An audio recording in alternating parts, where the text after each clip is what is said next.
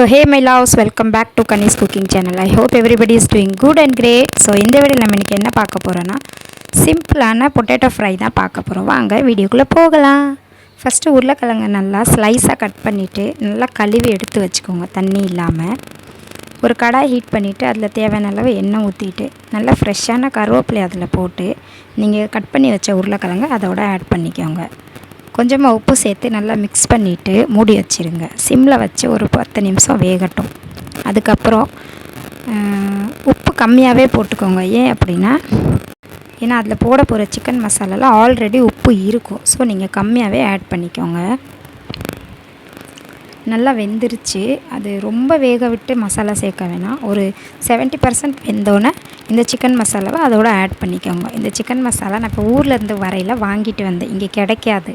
So இது எனக்கு ரொம்ப பிடிக்கும். சிக்கன் 65 நல்லாயிருக்கும் இதில் செஞ்சோம்னா. ஸோ அதனால் இது வாங்கிட்டு வந்தேன். ஊரில் எல்லா சிக்கன் ஷாப்லேயுமே கிடைக்கும். ஸோ அதனால் வரும்போது வாங்கிட்டு வந்தேன். ஸோ அது போட்டால் சூப்பராக இருக்கும். அது போட்டு உருளைக்கிழங்கு கேரட்டு நீங்கள் ஃப்ரை பண்ணி பாருங்களேன், செம்மையாக இருக்கும். ஸோ அதை ஆட் பண்ணிவிட்டு நல்லா மிக்ஸ் பண்ணிட்டா கிறிஸ்பியான சாஃப்டான உருளைக்கிழங்கு ஃப்ரை ரெடி. இது கூட பெஸ்ட்டுன்னா ரசம் சாதம் தான். ரசம் சாதம் தயிர் சாதத்தோடு சாப்பிட்டா சூப்பராக இருக்கும். ஸோ இந்த வீடியோ உங்களுக்கு பிடிச்சிருக்குன்னு நினைக்கிறேன். பிடிச்சிருந்தா லைக் பண்ணுங்கள், கமெண்ட் பண்ணுங்கள், சப்ஸ்கிரைப் பண்ணுங்கள். மறந்துடாமல் அந்த பெல் ஐக்கானை தட்டிட்டு போங்க. தேங்க்ஸ் ஃபார் வாட்சிங்.